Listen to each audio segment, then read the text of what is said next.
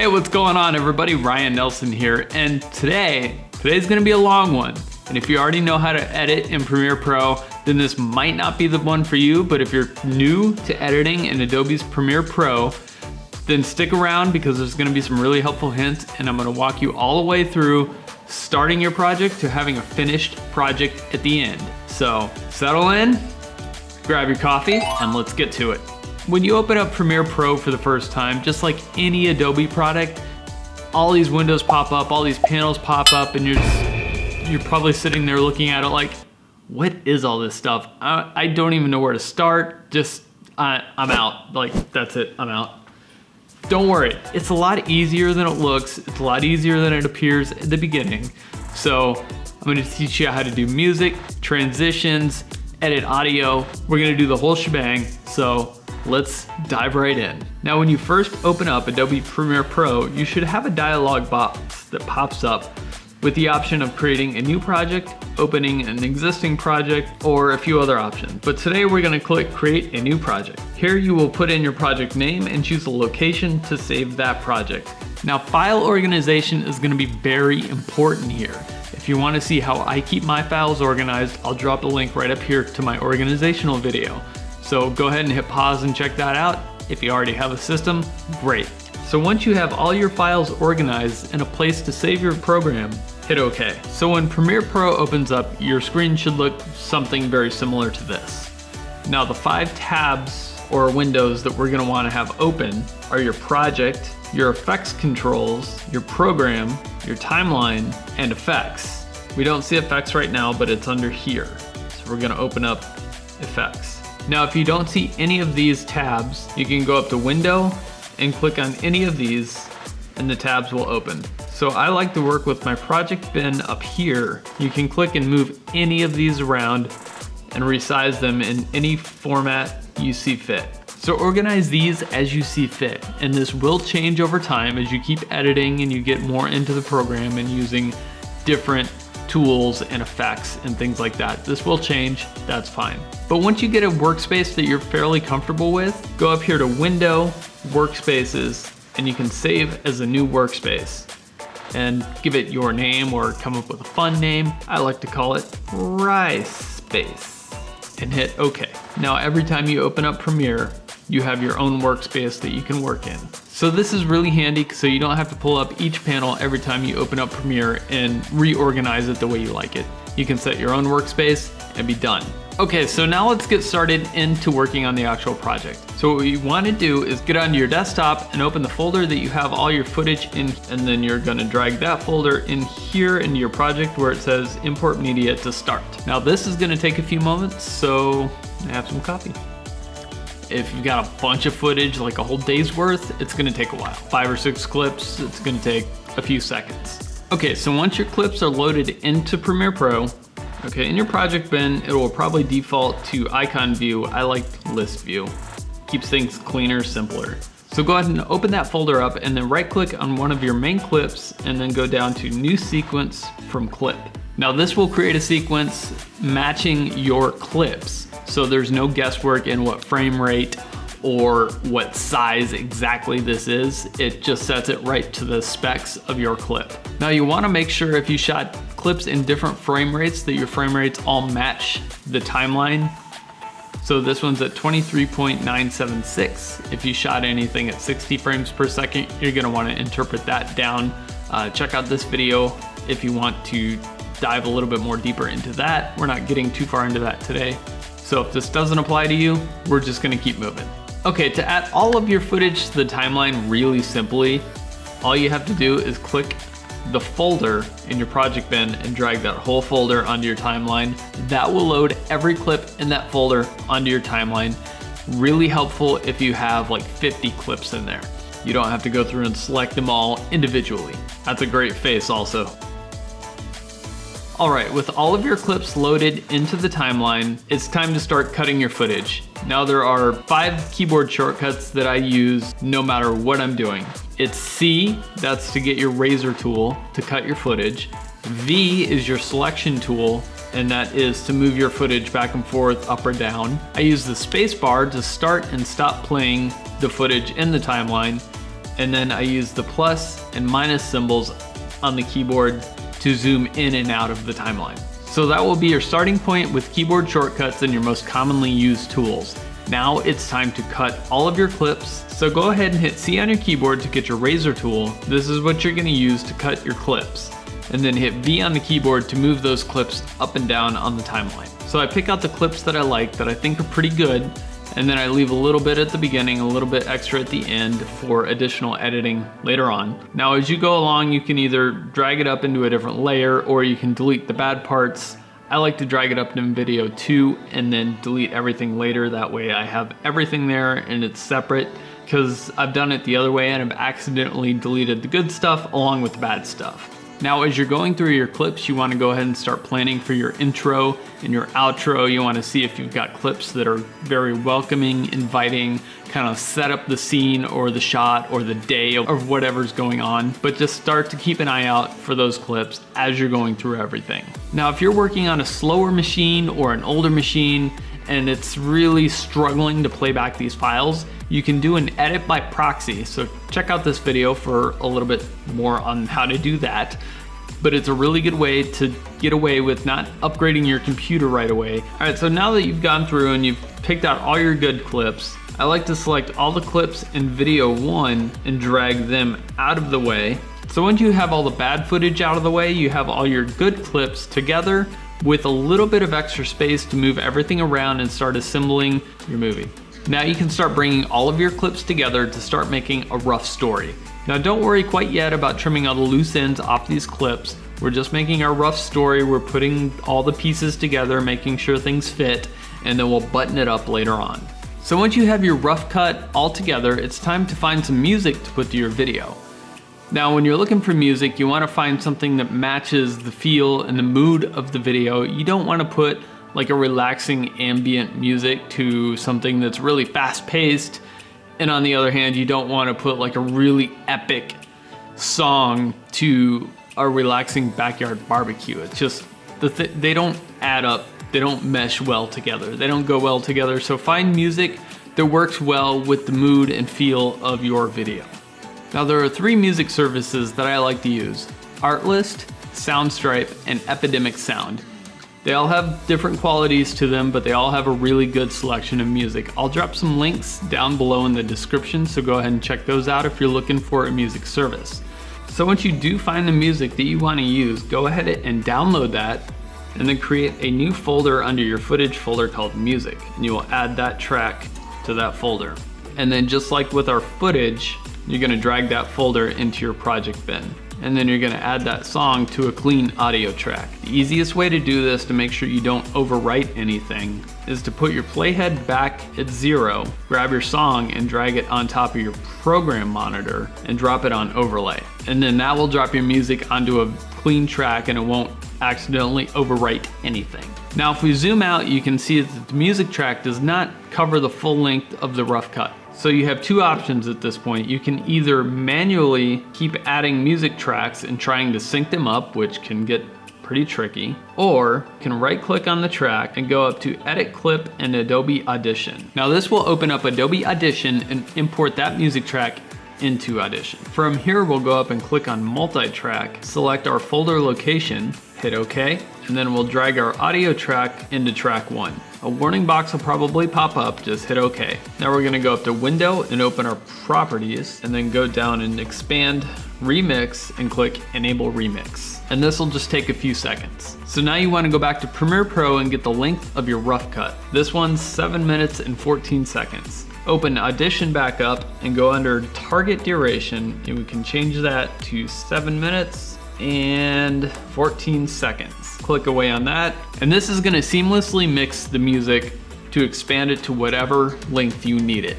It will tell you your remix duration, 7 minutes and 5 seconds. Because this is rough cut, it's not going to be that full 7:14, so 7:05 is going to be just fine for this. And if you need to expand it just a little bit longer, you can click and drag this time out or shorter as needed. So once you have that time set, go up to File, Export to Adobe Premiere Pro, give it a file name like Full Mix, and then select your location. Remember when I told you to stay organized? Right now you'd be swimming in random files and folders all over the place if you hadn't stayed organized. So hit export, and this will import the new track right back into Premiere Pro, ask you where you want to put it. I always like to put it on a new audio track to make sure I don't accidentally overwrite something, and hit OK. And now what I can do is take my original track that I imported, delete that, and then drag that music track up to Audio 2. I could have also selected just to import that onto Audio 2, but had I had any additional audio on there, it would overwrite it. Okay, so if you see here, we now have a nearly full-length audio track, which should be plenty long enough once we do our final cut. So now that we have all of our pieces in place, we can start fine-tuning this and putting our final project together. So hit the plus on your keyboard to zoom into your timeline. Then you can come down here and expand that music track out so we can start seeing our waveform a little bit more clearly. And now go through and just start matching the clips to the beat of the music. Now when you look at your audio waveform, you will see spikes in the music. This is a really good spot generally to do your transitions or your cuts in your clips, because that music hits and the clip changes and it'll make it flow a lot better and seem a lot more seamless. So with your selection tool, which is V on the keyboard, you can move your clips around, up and down, and then you can also grab the ends and drag them shorter or longer, so you don't have to keep going back and forth between your razor tool and your selection tool. This makes little edits a lot faster. Now if you start your video out with really fast cuts, you want to keep that going throughout the whole video. Same thing if you're starting to do slow cuts. You want to just keep that pacing throughout the video. Now this really isn't a hard and fast rule, but just try to make it match the music or be very consistent. Okay, so once you have all that edited, if you have any dialogue, you're gonna wanna make sure the music level drops down a little bit so you can hear that dialogue going on, because you don't wanna be talking like this and then the music's still playing at full volume and nobody can hear you and you're like, what's going on? I totally missed what you just said. So turn that music down.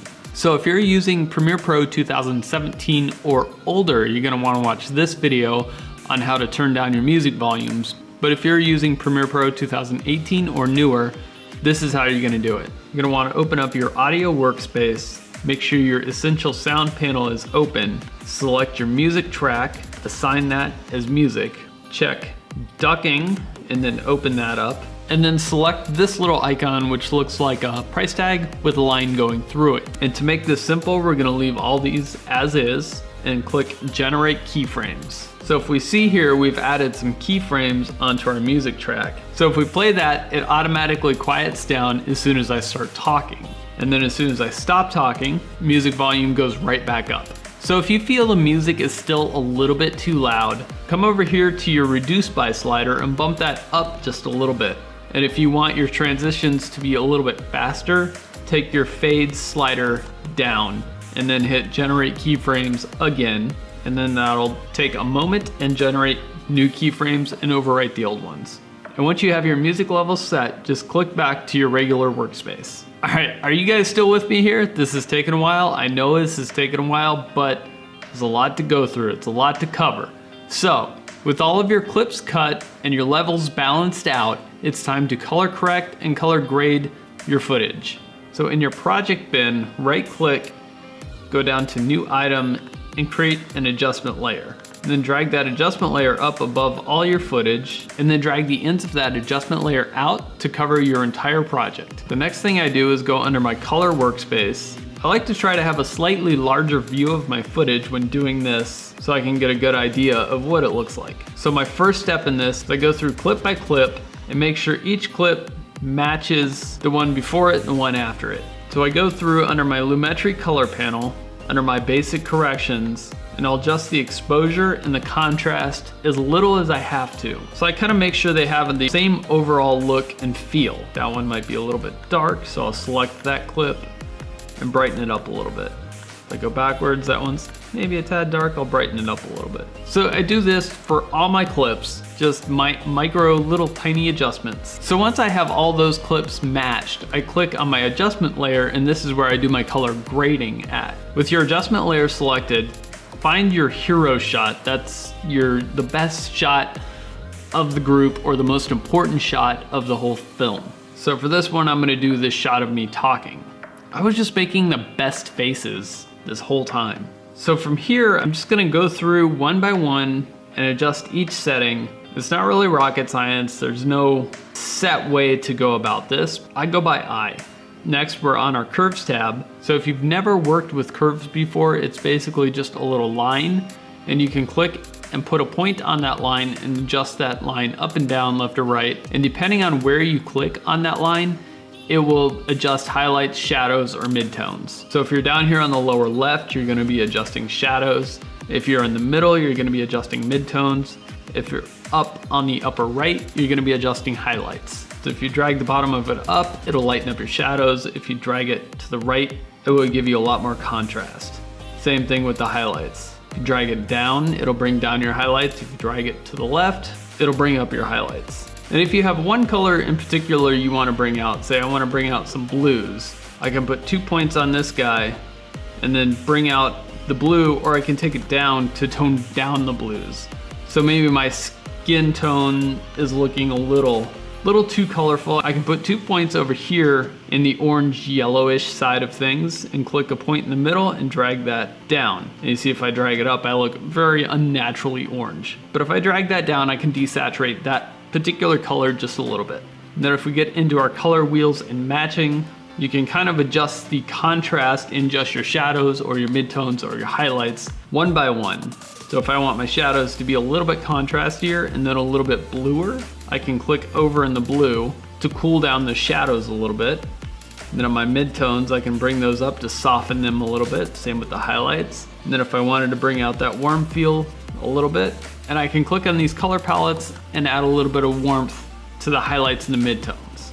Don't worry about the HSL secondary colors right now. That's getting into more advanced techniques. I don't even use that too often. And then if you want to add a little bit of a vignette, that always tends to bring the eye a little more centered on the frame, keep the viewer interested in what's going on here instead of out there, out there. So once you have all this set, I always like to go through and run through them one more time and give everything just a tiny bit of a tweak to really finesse it, and then that's your color grading. And if you want to see where you started versus where you're at now, you can just click the eyeball on video 3, and then that will take away all those adjustments temporarily, and then click the eyeball back on, and that's where you're at. Okay, now it's time to add an intro title to your video. One way of doing this is going to a website like Video Hive, finding a template that you really like, downloading that, pay for it first, then download it, follow the instructions. A lot of those work with After Effects, so open that up in After Effects, do whatever you need to do, and then import that into Premiere Pro. But if you don't want to spend your money on a template, you can do your own in Premiere Pro, no problem. So in Premiere Pro, go up to your graphics panel, and I believe this is new to 2018, I'm not sure. So under the Essential Graphics tab, there are a lot of different options here on doing lower thirds or intro titles, captions. There's a lot of really cool options here. So to use this, all you do is click and drag that onto your timeline. And if you're missing fonts, don't worry about that. And a lot of these are pre-animated, so that's really nice. So to edit the text, make sure you have that highlighted, hit T, and then click on the text. If you hit Command A, it will highlight the whole text and you can type in your own. So once you have your text typed in there, you can readjust the intro duration or the outro duration by adjusting these right over here. And then overall, if you want to make it larger, go in your effects control and just scale that up a little bit. Then you may have to drag the position back on the screen. So there we go, it's nice and big, we can read it. We hit play, it pops in. Right about the end of the clip, it disappears. So on this one, if you want to change your font, all you have to do is be under your Essential Graphics panel and then click whatever your title is. And then down here under text, you can change your font. Please do not change it to Comic Sans. That text should not exist. And there you have a basic animated intro title. Now that you have your intro title created, I'm going to show you another way to do end credits. And if you're in an older version of Premiere, this is how you can create an intro title as well. So I'm going to go back to my original workspace. I'm going to scroll all the way to the end, and then I'm going to go up to File, New, Legacy Title, and I will name this Credits. Okay, now you'll have a new window pop up. It might pop up kind of small, so go ahead and expand that window so you can see a little bit more of what you're doing. So you should default to your type tool, and you'll need to draw out a text box. And then if you're doing credits, you probably want to center it up and type out your names and your credits. And to change your font on this one, hit Command A to select all, and then just change your font over here. You can also select your font size, your spacing, your aspects, anything like that. And then to create this as a rolling credits, all you have to do is click this box right up here for your roll/crawl options. And then you'll want to check that as a rolling credit. Check start off screen and end off screen. That way it does exactly that. Starts off the screen, goes through the screen, and then ends off the screen, and your video's over. So we're gonna hit OK on that, close this window, and then drag the credits from our project bin onto our timeline. So if we play that, our clip ends and our credits roll. And if you want these credits to play over an image or a video, all you have to do is drag the credits on the timeline to overlay a video, because they automatically have a transparent background. And then if you want your credits to play longer or slower, all you have to do is hit V and drag out the ends of those credits, or you can right click and scroll down to speed, duration, and then set your length here. Then hit OK. All right, and that's your end credits. We're getting really close here.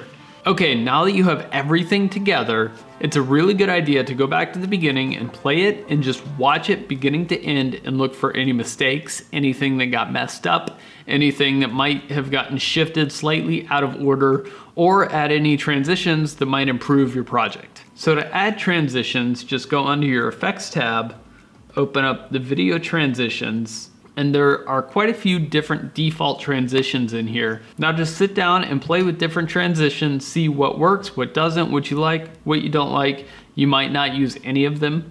You might use a bunch of them. It's really different personal preferences and styles. So to use a transition, just click it and then drag it over onto your clip. So you can either add it to the beginning or the end of the clip or in the middle of the clip. And if you drop it in the middle of the two clips, it will blend those two clips together. Now, if you think this transition is a little bit too long, if you have V selected on your keyboard, just like the clip, you can either drag the ends of the transition in or out, or you can select it, come up into your effects control, and then change your duration there as well. So that's how you add transitions to your clips. Now, let's say you get to the end of your project and you look down and your music is just a little bit too long. One easy way to fix this is just to go ahead and clip your music at the end of your credits, hit V, select the excess music and delete that, and then go into your audio transitions, crossfade, and then add an exponential fade onto the end of that audio clip. And just like the video transitions, you can adjust the end of that in or out, or click on it and adjust the duration up in your effects control. And then your music will fade out during your credits. Okay, once you have all that done, the only thing left is to export your project. So put the playhead down at the end of your credits, right click on the playhead and select Mark Out. Now if we zoom out, this should select your project. Now we can go up to File, Export, Media, or hit Command M on the keyboard to bring up your export settings box. Now you want to change the format to H.264, and if you're exporting to YouTube, select YouTube and then whatever your final export settings you would like.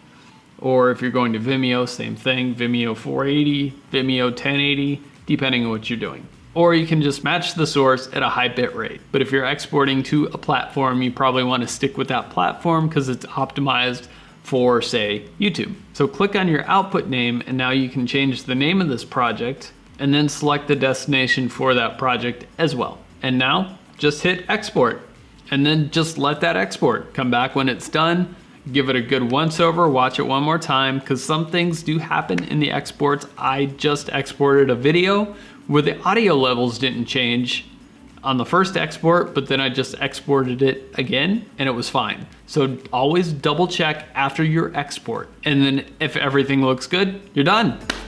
Yay! Congratulations, you've made a project. So I know that this was a ton of information to take in, and there's no way I can just cover absolutely everything in one video. So this is really the basics. If you have any questions on how to do anything else, ask me, put that down in the comments. I will do my best to get back to you, answer your question as best as I know how to answer it.